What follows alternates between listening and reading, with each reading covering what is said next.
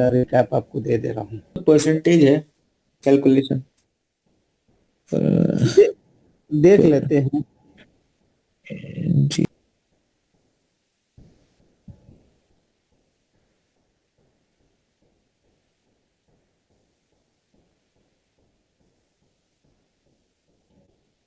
Right of के सवाल, मेरे पास एक सवाल है, भेजता हूँ।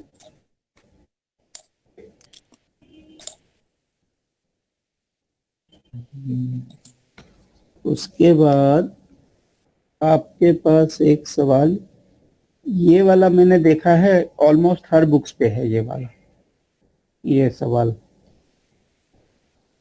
उसके बाद क्रेडिट सेल्स है, अकाउंट रिसीवेबल है, अलाउंसेस है। उसके बाद नेट क्रेडिट सेल्स है, 3% का ग्रॉस लिएगा अनकलेक्टेबल। उसके बाद इंटरली रिटर्न ऑफ, इसमें भी 4-5 सवाल में खत्म कर दिया chapter. They close the chapter. ये वाला सवाल तो नहीं आ रहा आपके पास है भाई?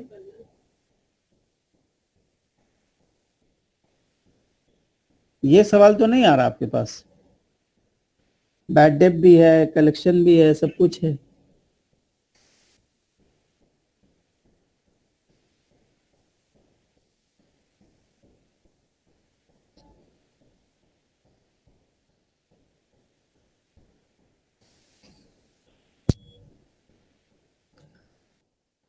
देखिए 2 साल का अपने पास इसमें ये दिया हुआ था।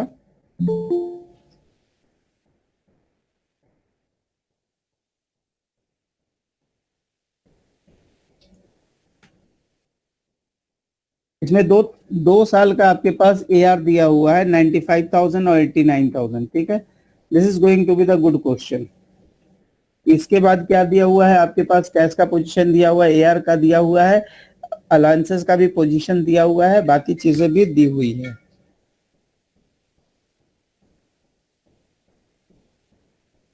उसके बाद साथ में बोल रहा है कि सेल्स से रेवेन्यू कितने का है? 338 का सेल्स का रेवेन्यू है। बोल रहा है 3,000 को आपने रिटर्न ऑफ किया। अब आपको बता अब आपको बताना है कि आपका कैश कलेक्शन कितना हुआ। ठीक है, तो ये एक सवाल बनता है और इट्स अ वेरी गुड सवाल।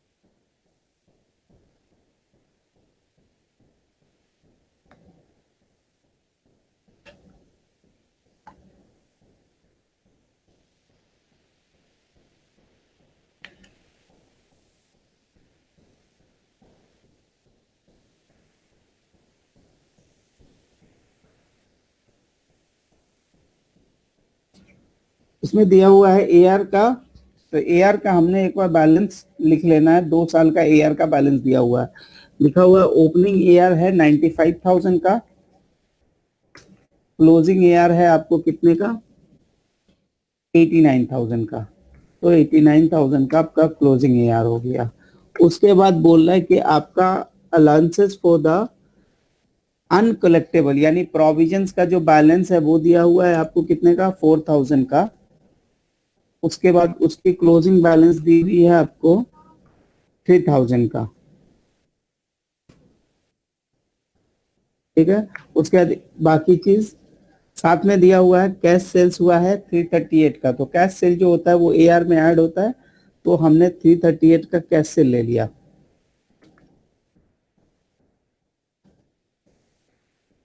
338,000 का कैश सेल हो गया।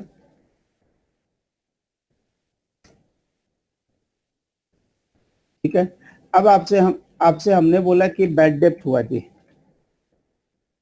बैड डेप्ट कितना बोला है, 3000 अकाउंट रिसीवेबल रिटर्न ऑफ, तो आपका 3000 रुपए का रिटर्न ऑफ हो गया। ठीक है, तो ये इक्वल टू हो जाएगा, यानी कि अगर हमको कैश कलेक्शन निकालना पड़ेगा,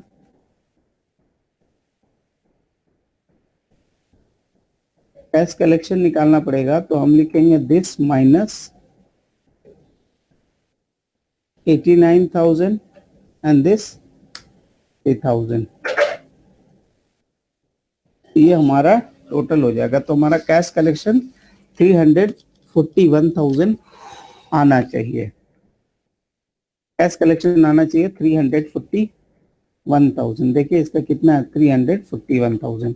अब इसकी जेवी मैं आपको बता दे रहा हूं ताकि आपके लिए क्लियर हो जाएगा। तो सबसे पहला जो जेवी होता है सेल्स के लिए, ओपनिंग का कोई जेवी नहीं होता, ओपनिंग क्योंकि पिछले से कैरी फॉरवर्ड होता रहता है। तो ये सेल्स की जो जेवी बनेगी वो ये बनेगी AR debit to sales, to sales, तो ये हो गया आपको सेल्स की जेवी। उसके बाद आपको आ गया ये जो AR बैड डेप्ट हुआ, बैड डेप्ट की जो जेवी होगी वो क्या होगी, प्रोविजन फॉर बैड डेप्ट डेबिट टू AR। क्यों, क्योंकि आप यहाँ पे प्रोविजंस का अलग से एक GL मेंटेन कर रहे हैं, प्रोविजंस का आप GL मेंटेन कर रहे हैं। तो प्रोविजन फॉर टू AR आप कर लेंगे 3,000 से, और जो कैश आपको मिलेगा उसकी एंट्री हो जाएगी कैश कलेक्शन की, कैश कलेक्शन की एंट्री होगी कैश डेबिट टू AR। वो हमने बैलेंसिंग फिगर में निकाला है तो हम डायरेक्ट इसको 341 और इधर बैलेंस कर लेंगे 341 पे, तो हमारा कैश कलेक्शन दिया आ जाएगा। अब बात आएगा कि प्रोविजन में लिखेंगे प्रोविजन टू AR, तो यहाँ पे यानी प्रोविजन टू AR यहाँ लिखेंगे तो हमारा 3,000 रुपए का बैड डेप्ट हो गया। ठीक है, अब चूंकि ये पोजीशन हमारा 6,000 का है, ओपनिंग में ये है, यानी कि हम यहाँ लिखेंगे बाई PL, PL कितने का हमने ले रखा हुआ है, या बाई बैड डेप्ट जो आप बोलते हैं। ठीक है, तो हमने यहाँ पे बाई PL बेहतर होता है, तो हमने यहाँ पे लिखेंगे PL पे कितना अमाउंट जाएगा हमारा, PL पे एक्चुअल में जाएगा 2,000, that is going to be the balancing figure. तो ये मेरा बैलेंसिंग फिगर होगा। अब आपका सवाल ये होगा कि आपने जो बैड डेप्ट का जब प्रोविजन बनाते हैं, प्रोविजन क्रिएशन जब करते हैं तो आपकी एंट्री क्या होती है, bad dept to provision for bad डेप्ट। फिर उसके बाद जब उसको इनकम स्टेटमेंट में ले जाते हैं तो आप लिखते हैं PL डेबिट टू बैड डेप्ट। तो आपका ये वाला जो 2,000 की एंट्री है, ये एक्चुअल में ये 2,000 की एंट्री यहाँ आ जाएगी, ये 2,000 ये है, और यही बैड डेप्ट हुआ है एक्चुअल में 2,000 का, तो ये आपका 2,000 का आपका एक्सपेंस यहाँ बुक हो गया। अब आपने बोलेंगे कि मैं यहाँ पे PL क्यों किया, क्योंकि डेबिट ये बैड डेप्ट और ये बैड डेप्ट एक दूसरे को स्क्वायर ऑफ कर लेता है, तो एंट्री बनता है PL debit to provision for bad डेप्ट, that's why I have written likely PL amounts. ठीक है, क्योंकि एग्जाम में समटाइम्स आपसे पूछेगा कि PL अकाउंट पे कितने का बैड डेप्ट डाला, बंद करो, PL में कितना अमाउंट का बैड डेप्ट डाला। तो ये एक कंप्लीट सवाल था और अच्छा सवाल था, so I will put it there. तो आपको अगर कभी रिवीजन करने का दिल हुआ तो आप आसानी से कर सकते। भाई जब बैड डेट कलेक्ट हो जाता है, बैड डेप्ट जब कलेक्ट तो होगा तो आपके लिए मिसलेनियस इनकम की तरह आएगा। जी तो उसका मतलब क्या, राइट ऑफ है क्या? नहीं, बैड डेप्ट रिकवरी लिख के PL अकाउंट, PL आइटम बन जाएगा भाई।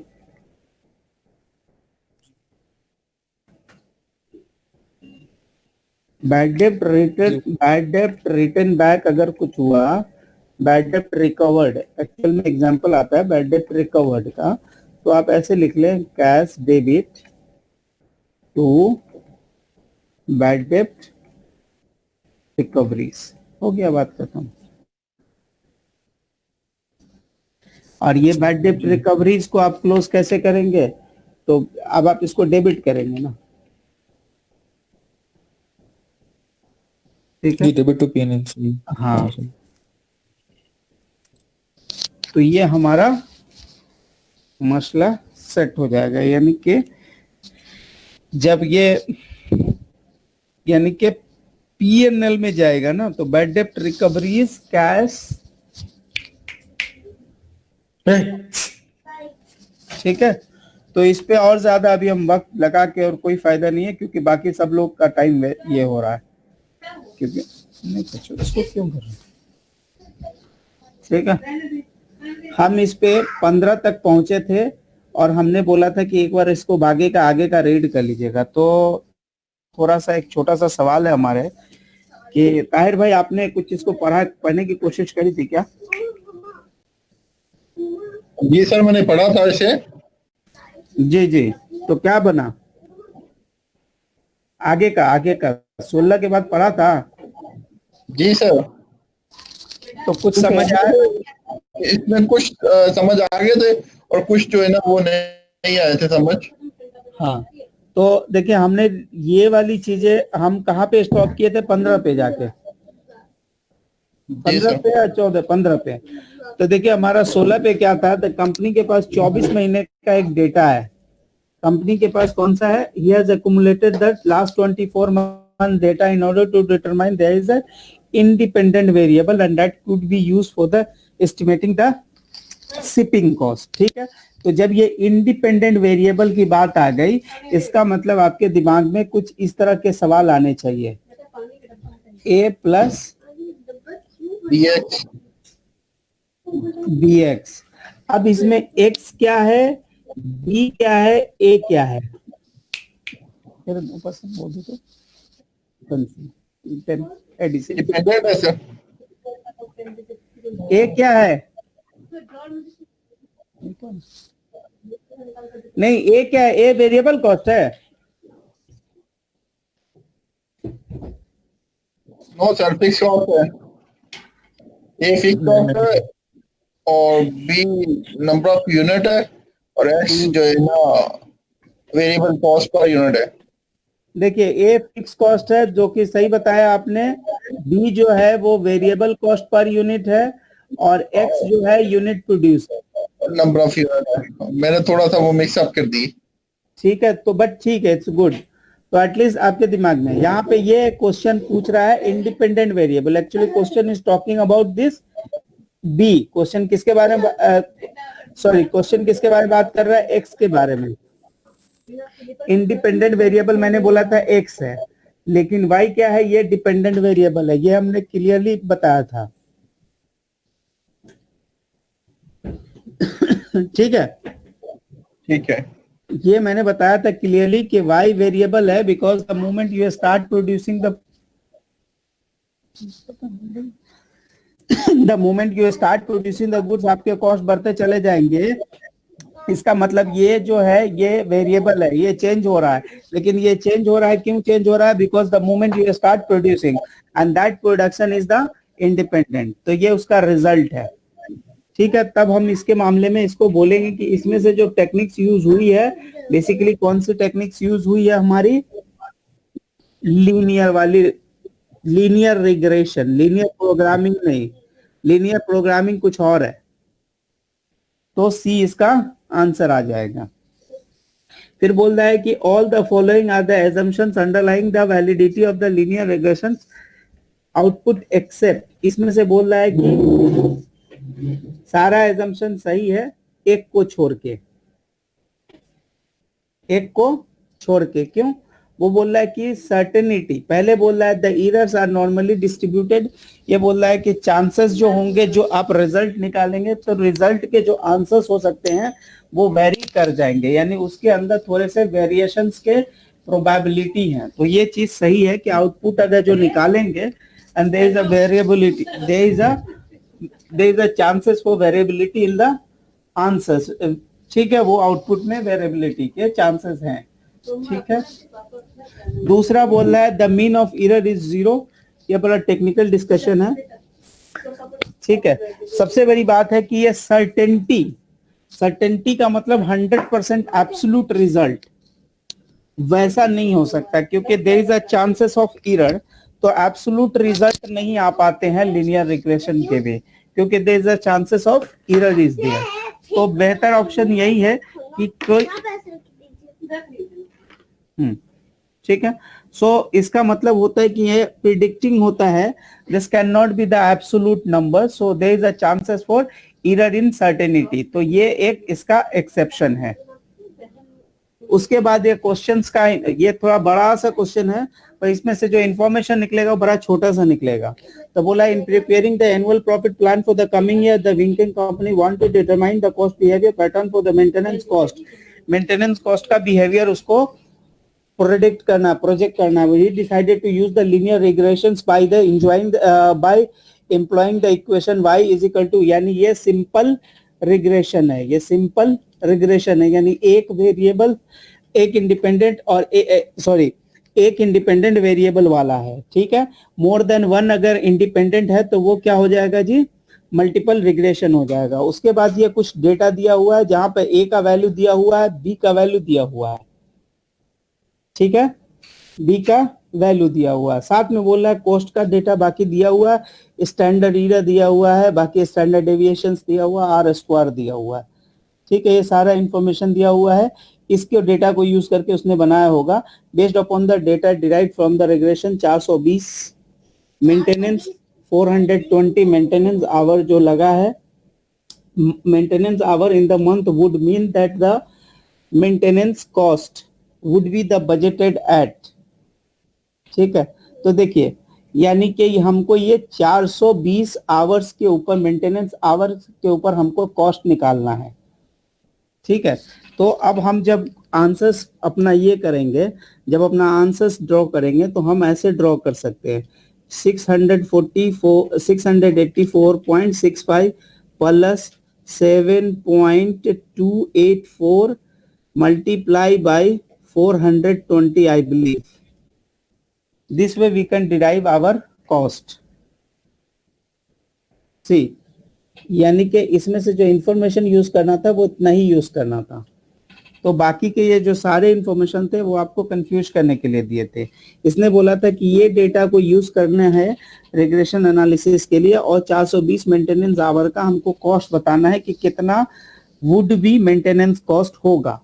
तो चूंकि क्वेश्चन हैज आस्क्ड कि you have to use the regression analysis, तो रिग्रेशन एनालिसिस का स्ट्रक्चर होता है रिग्रेशन, सिंपल रिग्रेशन का y is equal to a plus B X. The question was very much clear about the A बोल दिया था कि आपका 184 आएगा, बी के बारे में बोल दिया था, बी वाज 7.2884, और साथ में उसने एक्स के बारे में भी क्लियर कर दिया था, and that x is what, x जो था वो नीचे में 420 के बारे में बातें कर रहा था, ठीक है। So that we have used this formula and we got this number.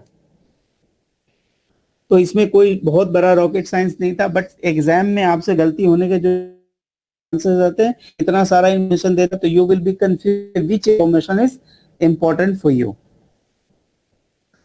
अब साथ में बोलता है इन प्रिपेयरिंग द एनुअल प्लान, ये सारा इंफॉर्मेशन दिया हुआ है, उसके हमसे पूछ रहा है कि percentage total variance that could be explained bye regression equation. तो ये मैंने नहीं बताया था, ठीक है, ये मैंने नहीं बताया था। तो टोटल वेरिएंस के बारे में ये बोलता है कि टोटल वेरिएंस जो आएगा वो 99.724 आएगा, and that is the R square.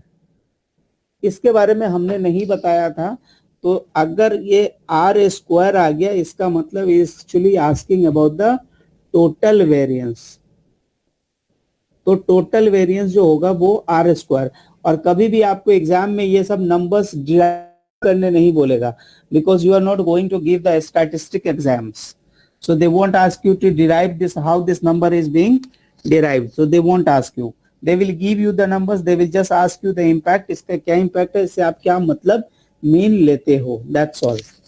तो इसको मैंने नहीं पढ़ाया था, but still I will tell you कि ये जब पूछेगा तो आप you can say that okay total variance is equal to R square, R square की जो वैल्यू रहेगी वो आप डाल देंगे, ठीक है।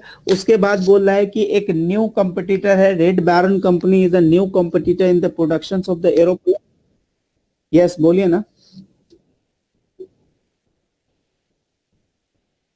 नहीं नहीं, फार्मूला में मैंने बोल दिया ना कि जब क्वेश्चन में बोलेगा।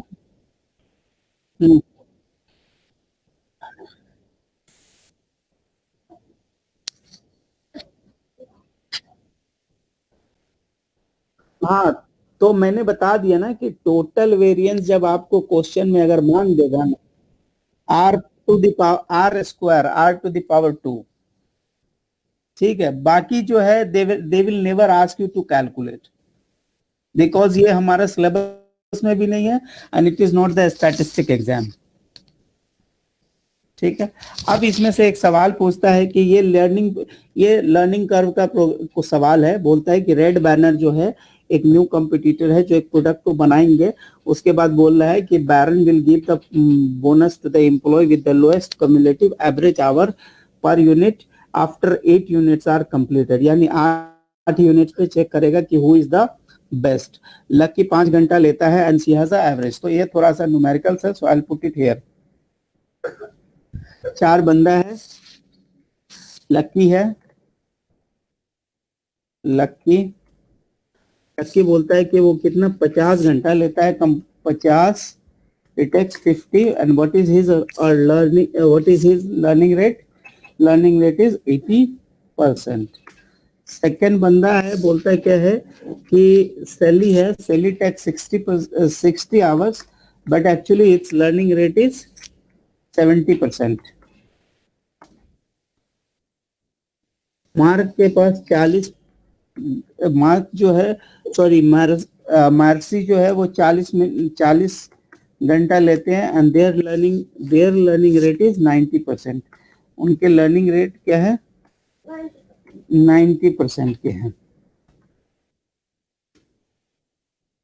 ठीक है जी। एंड पैटी टुक 55 आवर्स, तो पैटी लेता है 55 आवर्स और उसकी लर्निंग रेट है 75% की, 75% की। तो आपसे क्या पूछ रहा है? 1, 2, 4 एंड 8। आपसे 8 के क्यूमुलेटिव आवर्स के बारे में बात कर रहा है, ठीक है। तो पहला आपका क्लियर है, ये सब में सेम आएगा, सब मतलब सब में सबका अपना बराबर का आएगा। सेकंड पे कुछ, सेकंड में क्या होगा? सेकंड में हमको इसका लर्निंग का बेनिफिट्स मिल जाएगा, लर्निंग का बेनिफिट्स मिल जाएगा। इसका मतलब this into sorry this into this percent. तो ये इस तरह से इनको बेनिफिट्स मिल जाएंगे, ठीक है। तो इसका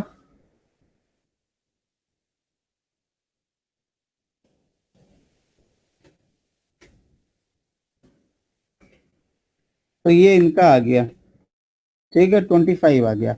but actually they have to check based on the cumulative working hours, they have to take based on the cumulative, no, he is saying that okay just to based on the cumulative average time के हिसाब से they will give him the bonus। तो ये मेरा पहले का निकल आया। फिर दूसरे का निकल आने के लिए मेरे को क्या करना पड़ेगा?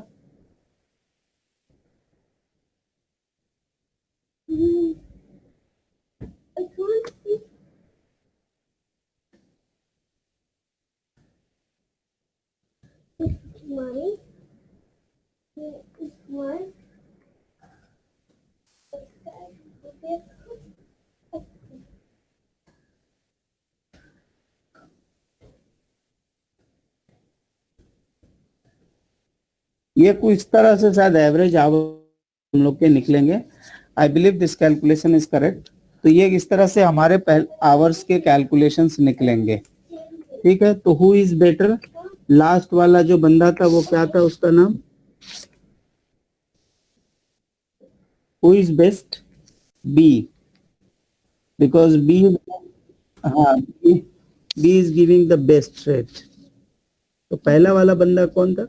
सैली था, 60 पे काम कर रहा था, तो this is going to be the Sally. Sally is going to be the best worker, क्योंकि उसका, जी बोलिए ना.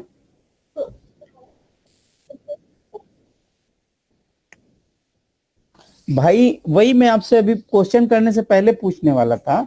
एक बंदा अगर पहला काम को करने में हो सकता है कम टाइम लेता हो, लेकिन उसके अंदर स्पीड नहीं है, वो थोड़ा स्लो वर्कर है. हाँ, वो स्लो लर्नर है, वो मेरी तरह है. ठीक है,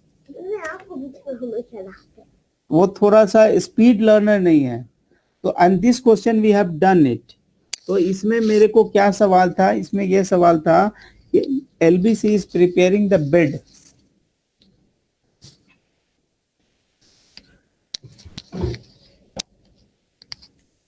LBC Incorporation is preparing a bid to the Department of the Navy to produce the engine for the rescue boats. The company has manufactured these engines for the Navy for past 3 years on the scholarship contract have experience. तो ये हमारे पास materials के and labours के दिए हुए हैं. तो देखिएगा मटेरियल का जो रेशियो है इसमें कोई लर्निंग नहीं है, लेकिन लेबर के कॉस्ट में लर्निंग है. लेबर के कॉस्ट में लर्निंग है. ठीक है, बोलता है कि variable overhead is apply on the basis of $1 पर labour our cost based on the historical cost. Know that the production of 40 engines will occur 1000 of fixed overhead cost. ठीक है, उसके बाद बोल रहा है कि bid request and additional 40 units of all the companies submitting the bids are allowed to charge maximum 25% of the full cost for the each order in order to ensure the company would not lose the money on the project. What is the minimum bid for 40 units? अगर ये type का सवाल exam में आ गया तो सबसे पहले सवाल को स्किप कर देना है, अदरवाइज एक ही सवाल सॉल्व होगा फिर. बट यहाँ पे हम लोग करेंगे. ठीक है, तो question number 21 how we will do. तो सबसे पहले I don't know what is the learning. My first target is to calculate the learning. तो इसकी लर्निंग हम कैसे निकालेंगे? तो देखिए लिखा हुआ था 10, 20 एंड 40, यानी कि एक्चुअल में क्या लिखा था 1, 2, 4 लिखा हुआ है. अगर आप इसको ध्यान से दें तो तेरा वैसे नहीं करो. ठीक है, उसके बाद 1,20,000, 192,000. So actually this 192,000 is the total. So I am just asking you to calculate the average. Average will be this 120, but इसका एवरेज क्या होगा? इसका एवरेज होगा 96. फिर फोर्थ लेवल पे कितना था? 307,200. 3,07,200 का कॉस्ट है. ठीक है, इसकी एवरेज क्या है? 76. तो अभी हमको अगर लर्निंग रेट चेक करना है, so what is going to be the learning rate? 80%. हम डबल चेक करेंगे, यानी मेरा 80% की लर्निंग है. तो अगला सवाल हमसे क्या पूछ रहा है? 8 पे बताओ. अगला सवाल हमसे क्या पूछता है? 8 पे बताइए, क्योंकि उसको एडिशनल करना है 40. एडिशनल 40 का मतलब यहाँ पे, यानी अब मेरी जो कैलकुलेशन होगी वो क्या होगी? 76,800 जो मेरा एवरेज आवर्स निकल रहा है, इसका हम 80% निकालेंगे. इसका हम कितना निकालेंगे? 80%. That is going to my average. Then I will multiply with this. तो मेरे को ये टोटल पता चलेगा. ये मेरे को क्या पता चलेगा जी? टोटल पता चलेगा. And that is for the 8 unit. That is for the 8 unit. तो ये टोटल तक में अगर आपको कोई दिक्कत तो मेरे को पूछ ले. टोटल तक में कोई डाउट है क्या?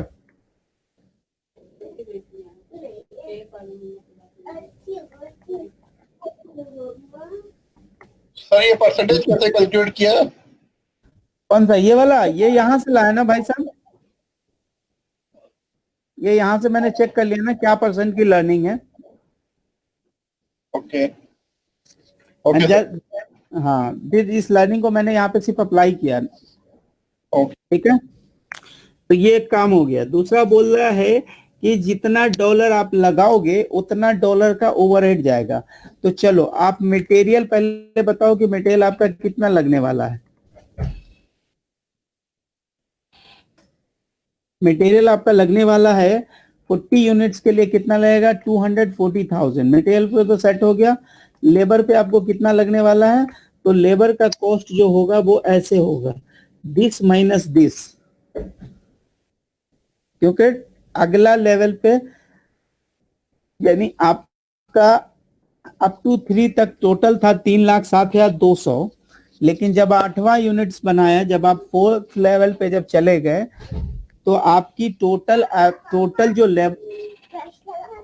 टोटल लेबर्स आपकी जो कॉस्टिंग बन गई वो क्या बन गई, 491,520, जबकि प्रीवियस आपके कॉस्ट क्या थे, 307,200। तो उस दोनों के बीच का जो गैप होगा that is going to be your labour cost. That is the catch you have to, like आपको एग्जाम में यही एक कैच पकड़ना है और कुछ नहीं है, बाकी क्वेश्चन आसान था। ठीक है, rest question was very easy. तो आपने ये वाला कैच पकड़ लिया तो फिर अब कुछ नहीं है, अब आसान है। ओवरहेड के बारे में, वेरिएबल ओवरहेड के बारे में क्या बोलता है, बराबर 1 रुपया के बराबर। Actually he is asking multiply by 1 rupees. ठीक है, उसके बाद बोल रहा है कि based on the historical will that produce 40 will इनकर 1 लाख, यानी एडिशनल 40 के लिए फिक्स ओवरहेड आपका कितना हो जाएगा जी, फिक्स ओवरहेड हो जाएगा 100,000 का। तो आप 100,000 ये कर लो, तो इसका टोटल आपका क्या निकल आएगा जी, टोटल कॉस्ट निकल जाएगा। आगे आपसे बोलता है कि when you are giving the quotation, आप उसके ऊपर क्या चार्ज कर लो, 25% मार्कअप डाल दो। This markup is going to be the 25%। तो 25% इसका अगर आप निकालेंगे, सॉरी 25% निकालेंगे, तब आपका जो कॉस्ट होगा वो कितना होगा, 885,800। तो हमारा आंसर बनना चाहिए सी, 885,800। बट वो 1 लाख रुपया अलाउ नहीं कर रहा। इज सेइंग दैट के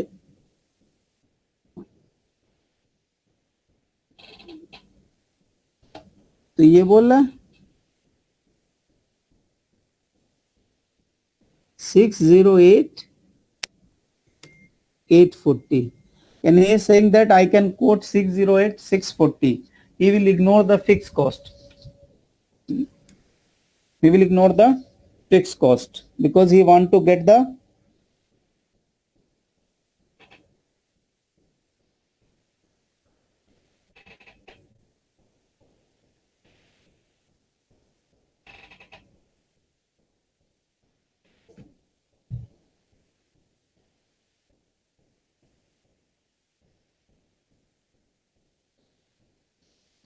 ठीक है, तो ये वाला markup they have ignored it. Answer is going to be the 608,640. This is the answer. इधर मैंने 608 कर दिया ना, क्योंकि मैंने मार्कअप माइनस कर दिया। मार्कअप उसके क्वेश्चन में तो लिखा हुआ ना मार्कअप 25%। नहीं, साथ में इन्होंने बोल दिया भैया कि you do not lose the money and minimum जब आपको कोट करना है, he has the option bid request for an additional allowed to charge. He has an option, but actually if you want to get this, you know, if you want to get this bid, he should not go with that. He has to give the minimum. That's why he is ignoring the markup. यार मिराज भाई, जी sir, ये question दोबारा कराना जरा। देखो सबसे पहले question की जो समझने वाली बात है, आपके पास जो इंफॉर्मेशन दिया हुआ है 10, 20 और 40 का दिया हुआ है, 10, 20 और 40 का जो दिया हुआ है, उसके बाद you got an offer to produce additional 40। तो एडिशनल 40 के लिए जब आपको प्रोड्यूस करना है तो उसने बोल दिया कि आप सबसे पहले, तो लेबर पे लर्निंग था, there is a learning on labour, तो हमने क्या किया, वो लर्निंग निकाला, चेक किया कि कितने परसेंट की लर्निंग है। तो ये जो कॉस्ट दिया हुआ है, this is the total cost. तो टोटल कॉस्ट को हमने यहाँ पे कॉपी कर लिया। फिर मैंने निकाला कि एवरेज लेबर कॉस्ट कितना आया। तो पहले का एवरेज आया 120, दूसरे का एवरेज आया 96, तीसरे का आया 76,800। तो हमने प्रीवियस के साथ इसका रिलेशन चेक किया, तो मेरे को पता चला कि इसकी 80% की लर्निंग है। This is the learning rate. तो मैंने एक बार लर्निंग रेट जब पता चल गया, फिर I applied the same learning rate to get the next level of production. तो नेक्स्ट लेवल ऑफ प्रोडक्शन पे हमने 80% की लर्निंग अप्लाई करी, तो मेरा एवरेज लेबर पता चला 61,440। 61,440 इज द एवरेज लेबर्स। फिर मैंने उसको मल्टीप्लाई किया 8 यूनिट से, तो मेरे को पता चल गया कि टोटल लेबर मेरे को कितने लगने वाले हैं। Then I realise 491,520 is going to be the total labour cost. But उसमें से ऑलरेडी मैंने अप टू 40 यूनिट्स तक का सारा काम कर लिया, तो उसको हम माइनस कर देंगे। तो मेरे पास जो एडिशनल आवर्स लग रहे हैं, this is like the additional hours. 142 कैसे हैं, this is like the additional hour. ठीक है, तो ये एडिशनल आवर हम निकाल लिया, जो कि आपने एक और पीछे सवाल में किया था, जिसमें 7वें या 8वें यूनिट का आपसे पूछता है कि एडिशनल कितना आवर लगेगा। तो एडिशनल आवर निकाल दिया। वेरिएबल ओवरहेड के बारे में क्वेश्चन बोलता है कि हर लेबर के ऊपर आपको 1 रुपए लगाने हैं। तो हर लेबर के ऊपर आपने 1 रुपए लगाने हैं, यानी same as labour cost add कर लिया। फिर बोला था फिक्स कॉस्ट के बारे में, बट फिक्स कॉस्ट को हम इसलिए इग्नोर कर लिया कि उसने ऑलरेडी फिक्स कॉस्ट खर्चा कर लिया है, नए ऑफर में उसको इंक्लूड करने की जरूरत नहीं है। आई इग्नोर्ड इट। मटेरियल के बारे में सिंपल है। क्वेश्चन बोला कि भाई मैंने 40 यूनिट तक बनाया और अगला 40 यूनिट और बनाएंगे तो 240 लगने वाला है। जस्ट 1 मिनट भाई। जी अस्सलाम वालेकुम नवल भाई। अल्लाह का शुक्र है भाई, अल्हम्दुलिल्लाह। मैं अभी क्लास करा क्या रहा हूँ, और 20 मिनट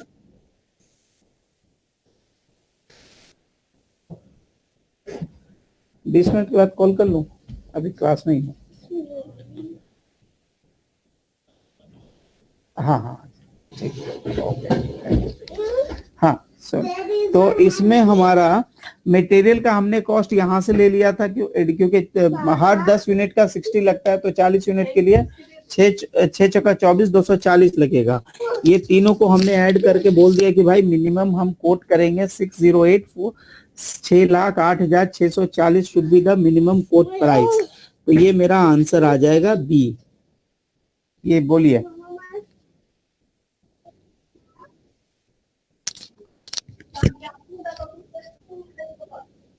भाई, ये जो हम कॉस्ट दे रहे हैं ये एक्चुअल में एडिशनल 40 यूनिट्स का ही कॉस्ट है। This is the total cost for additional 40 unit. Question की रिक्वायरमेंट ही यही है। You are giving the additional 40 units का सारा कॉस्ट दे रहे हो आप।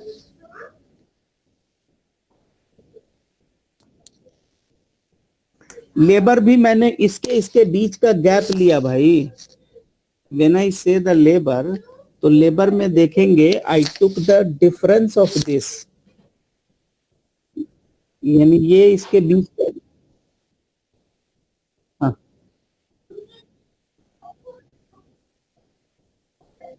एक्सेस, हाँ एक्सेस जितना खर्चा होगा वो इनकॉर्पोरेट करूंगा। ऑलरेडी हो चुका, यस ठीक है। But this question is really very good question, वो आसान क्वेश्चन नहीं है भाई। I want to buy pest. Okay go buy. अच्छा, learning rate already we have calculated, so now you know how the learning rate is calculated for this question. ये 80% कैसे calculate हुआ था, इसमें कोई डाउट है क्या?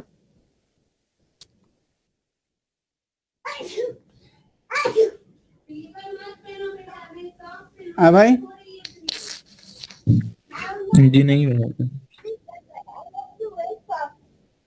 जी जी जी जी जी, तो क्वेश्चन में इतना ही मांगा था। उसके बाद दे दिया आपको ये है कैश बजट का सवाल है, ठीक है। लेकिन ये कैश बजट का सवाल से ज्यादा ये एआर का बैलेंस निकालने वाला सवाल है। And the same sums we have done it before also, सेम सवाल हमने किया था। बट फिर भी मैं आपको बता दे रहा हूँ, 23 कैश बजट का सवाल है हम लोग का, ठीक है। बोल रहा है the company is retailing shorting retail sporting goods or store that uses the accrual accounting for its record दिया हुआ है, सेल्स दिया हुआ है, सेल्स का budget 220 for the December and 220 for the January दिया हुआ है। उसके बाद जनवरी फॉर ईयर 2 दिया हुआ है। The collection is expecting 60% of the month of sale and 30% in the following month of sale. GP दिया हुआ है 25% का। 80% of the merchandise of the held is the purchase in the month prior to the month and 20% in the month of sale and the payment of in the month of the following month of the purchase. The expected monthly expenses paid in cash, the annual depreciation दिया हुआ है, cash statement दिया हुआ है। हमसे बोल रहा है कि प्रोजेक्टेड बैलेंस इन अकाउंट पेबल बताना है, प्रोजेक्टेड बैलेंस इन अकाउंट पेबल बताना है। तो सबसे पहले मैं आपको बता दूं, ये मेरे पास जो डिसीजन, ये जो इंफॉर्मेशन है, ये मेरे पास ओपनिंग का इंफॉर्मेशन है। तो this question actually works in two way. पहले तो मेरे को पहले परचेज निकालना पड़ेगा, फिर परचेज का इंफॉर्मेशन यूज करके, पे आउट का इंफॉर्मेशन यूज करके हमको एपी का क्लोजिंग बैलेंस निकालना पड़ेगा, ठीक है। तो क्वेश्चन थोड़ा सा ट्रिकी और लंबा है। तो पहले सबसे पहले हम देख लें कि हमारा सेल्स का बजट क्या है। सेल्स के बजट से मेरे को ये पता चलेगा कि हमको कितना परचेज करना है। पहला मेरा टारगेट क्या है, how much we have to purchase.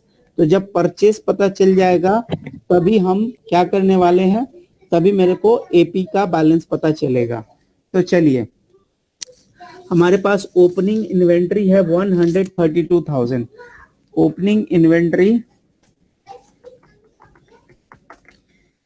Inventory है हमारा 132,000 का, ठीक है जी। इसमें कोई दिक्कत है नहीं है, आ जाइए। उसके बाद बात करते हैं कि हमको बोल रहा है कि जो सेल होने वाला है दिसंबर में, वो दिसंबर का जो सेल है, दिसंबर का सेल और जैन का सेल है मेरे पास,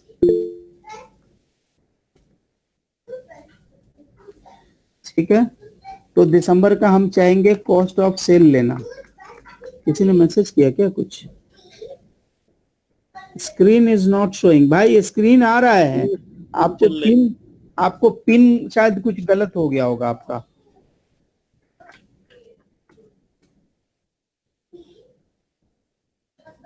नहीं मेरा भाई, वो उसको डबल टैप कर लें, ताहिर भाई डबल टैप कर लें। ताहिर भाई तो एग्जिट हो गए। तो देखिए 220,000 दिसंबर का है, तो उसका कॉस्ट ऑफ सेल बताएं क्या होगा। सेल्स है हमारा 220,000, ठीक है। और जनवरी का सेल कितना है जी, 200,000 का है, ठीक है। उसके बाद जीपी बोल रहा है कि 25% ऑन सेल है।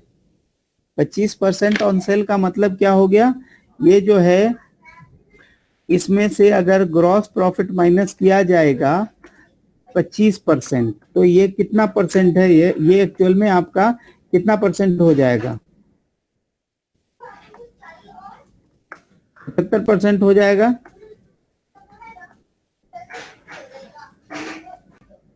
ठीक है। तो ये मेरा क्या हो जाएगा, कॉस्ट ऑफ गुड सोल्ड बोल जाएगा। उसके बाद कलेक्शन दिया हुआ है 30%, जीपी मार्जिन हम लोग के पास दिया हुआ है। बोला 80% of the merchandise held for sale is purchase in the month,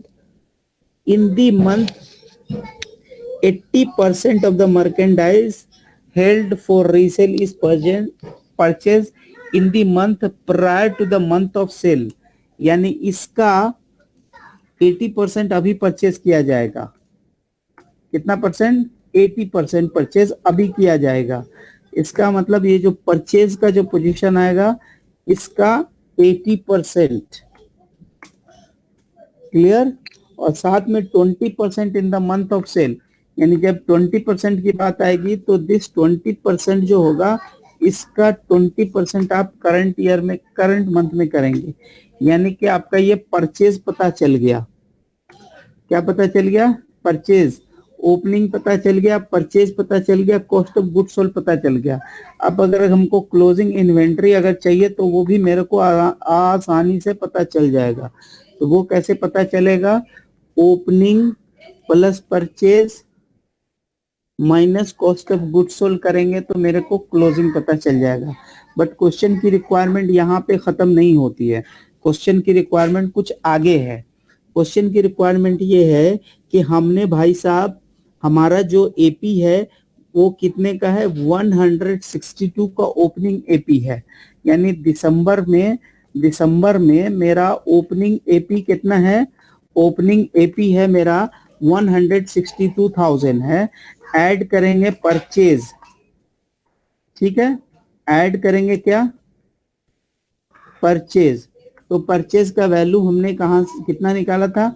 153, ठीक है। उसके बाद क्वेश्चन बोलता है कि payment for the merchandise in the month of the following month of purchase, यानी पेमेंट ऑफ मर्केंडाइज जो होगा is made in the month of following purchase, यानी जिस मंथ में आप परचेज करेंगे उसके अगले महीने में पेमेंट करेंगे। तो हमको तो सबसे पहले ये पता होना चाहिए कि नवंबर में कितना परचेज हुआ था, नवंबर में कितना परचेज हुआ था, ठीक है। तो नवंबर में का परचेज तो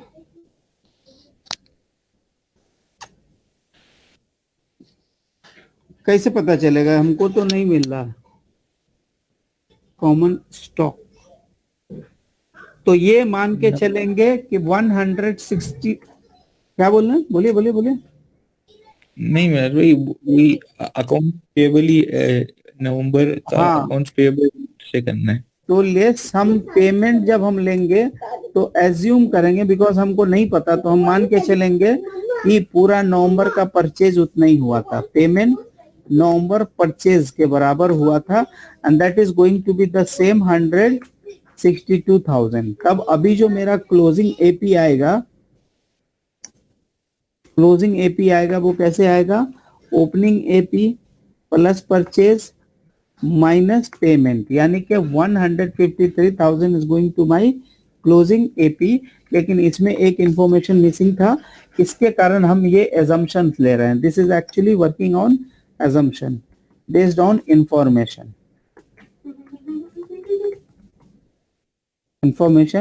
we have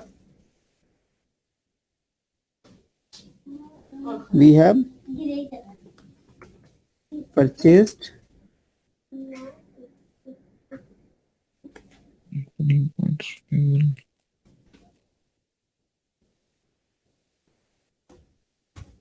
ठीक है। तो ये एक कंप्लीट सवाल था जिसमें आपने थोड़ा थोड़ा सा बुद्धि खटा के करना था।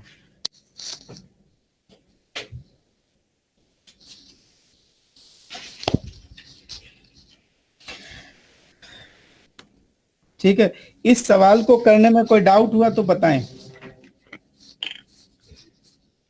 मैं भाई एंडिंग एपी कैसे हुआ? हाँ, ये सवाल सही है। ये ओपनिंग एपी है, ये क्लियर है?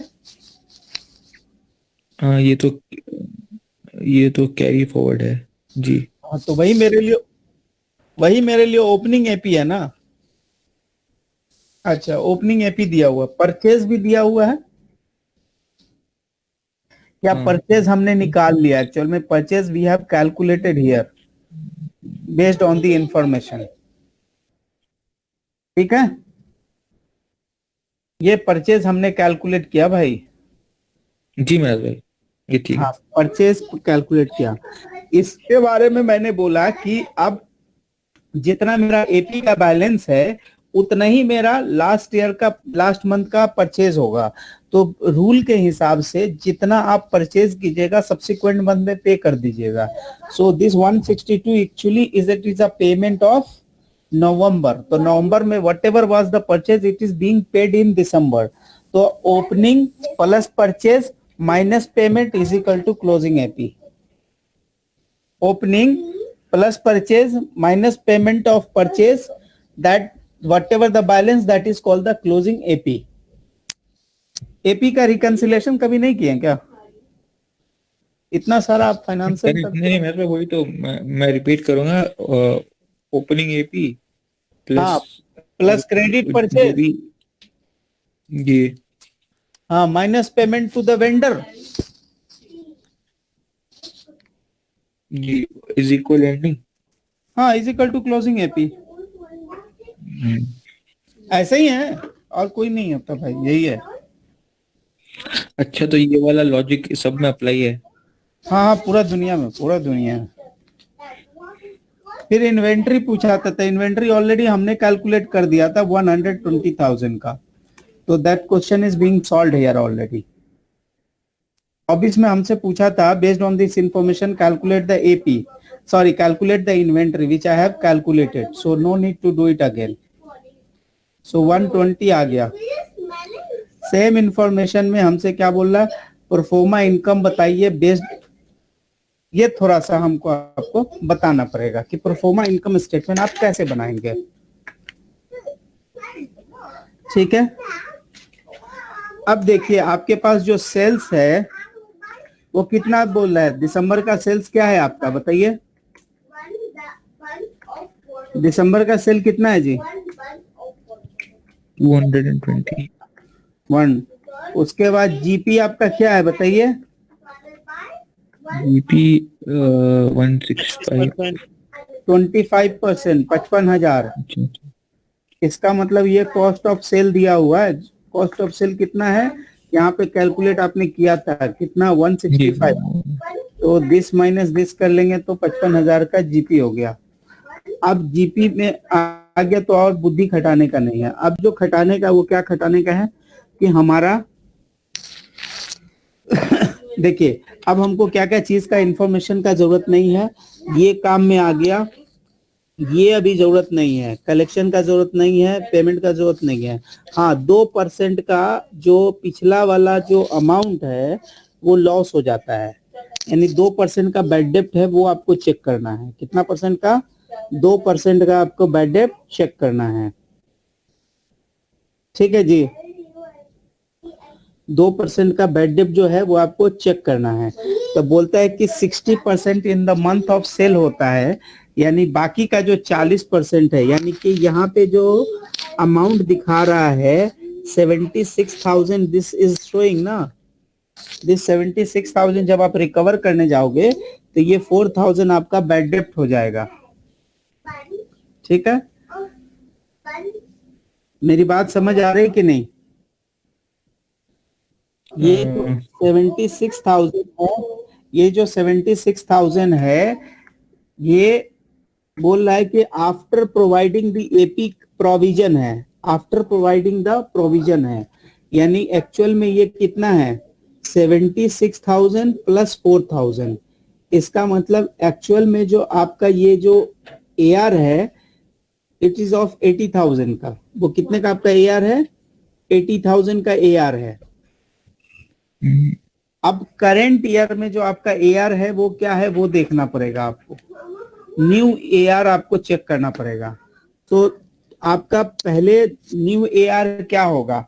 न्यू एआर होगा 200,000 आपने सेल करा है, सो 200,000 का आपको 220,000 यू हैव सेल इट, 60% इस साल में मिलेगा, यानी how much you will collect it current year.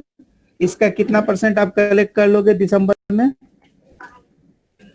60%. 60% collect कर लोगे. बाकी पैसा जनवरी में जब आप कलेक्ट करने जाओगे तो वो कितना कलेक्ट करोगे आप?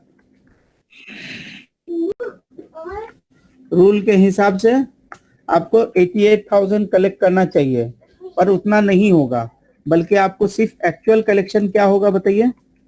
38% के बराबर होगा, बिकॉज 2% का इसका बैड डेप्ट हो जाता है. इसका 38% आपका सिर्फ कलेक्शन होगा. इसका मतलब आपको लॉस कितने का होता है? 4,400 का तो नए साल में जो आपको प्रोविजन फॉर लॉस, चूंकि he is making the provisions, he is keeping the allowances method, तो करंट ईयर का आपका प्रोविजन फॉर बैड डेब्ट कितने का करना पड़ेगा? You have to make the provision for bad डेब्ट हाउ मच? 4400 का करना पड़ेगा, 4400 का करना पड़ेगा based on the available information. तो एक नया चीज आपको सीखने मिला। दूसरा बोलता है ये 80% का रीसेल कर रहा है, इसका कोई जरूरत नहीं है, इसका भी कोई जरूरत नहीं है।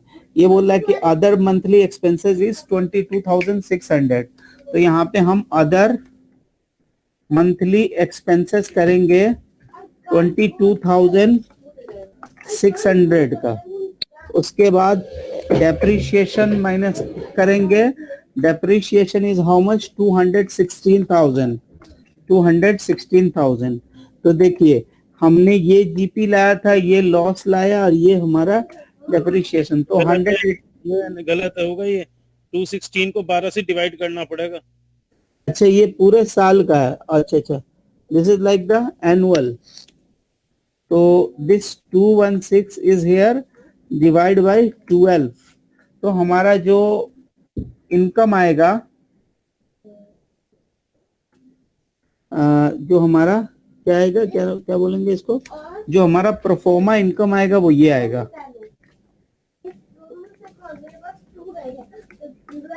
Income is going to be the 10,000, जो कि ये सी आएगा। इस क्वेश्चन में दो एकदम सीखने वाली बातें हैं जो आपको एग्जाम में कहीं भी आपको धोखा दे देगी। एक ये कि ये 44,000 लेना है, क्यों? क्योंकि आपको प्रोविजन फॉर बैड डेब्ट वाली अकाउंटिंग करनी है। दूसरा जो डेप्रिशिएशन का मैं कर रहा था वो शायद मैंने लैंग्वेज नहीं पढ़ा था, इसलिए मेरे से गलती हो रही थी। That is also may be chances कि आपसे भी ये गलती हो जावे। तो ये एनुअल है तो इसको आपने मंथली करनी है, लेकिन ये वाला सबसे इंपॉर्टेंट पार्ट है, इसको आप मिस नहीं कर सकते। दिस प्रोविजन, अच्छा ये प्रोविजन कैसे बना वो कैलकुलेशन मैं बताता हूँ।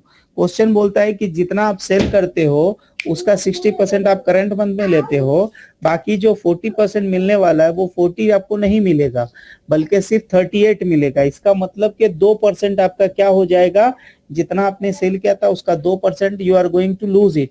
तो आपने एक्रूअल बेसिस ऑफ अकाउंटिंग करी है, तो जो भी आपका फ्यूचर में लॉस होने वाला था you have booked it because you are following provision for bad डेब्ट मेथड्स। तो आप उसको 4,400 का अभी बैड डेब्ट बुक कर लो, ठीक है। That is the only difference. इस क्वेश्चन में एक ट्रिकी पार्ट था, ठीक है। 26 पे भी आपने अगर सवाल किया तो ठीक है, नहीं तो हम अब नहीं करने वाले हैं। Here is the solution. 27 is also here is the solution. So this 2-3 questions I am not going to do, rest I am sending this working to everyone, ठीक है भाई। तो assignment number 7 was little tricky. Assignment number 8 अगर आप लोगों ने किया है तो वेल एंड गुड, नहीं किया है तो कोई बात नहीं है, बिकॉज 8 जो है assignment number 7, assignment number 8, assignment number 9, this 3 assignment is actually the backbone of the budgeting. If you do it, very good. If you don't good, 3 times very good.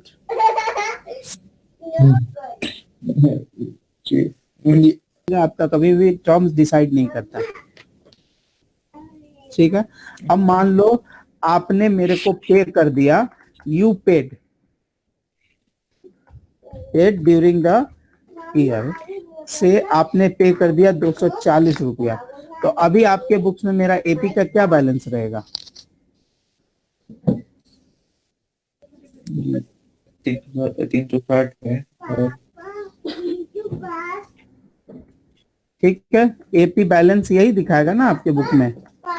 जब भी आप एपी का FBL 1N रन कीजिएगा SAP में तो आपको यही balance दिखाएगा ना। FBL 1N तो ये हो जाएगा वो वेंडर लाइन आइटम्स। हाँ तो एपी क्या होता है? एपी को ही वेंडर बोलते हैं वैसे।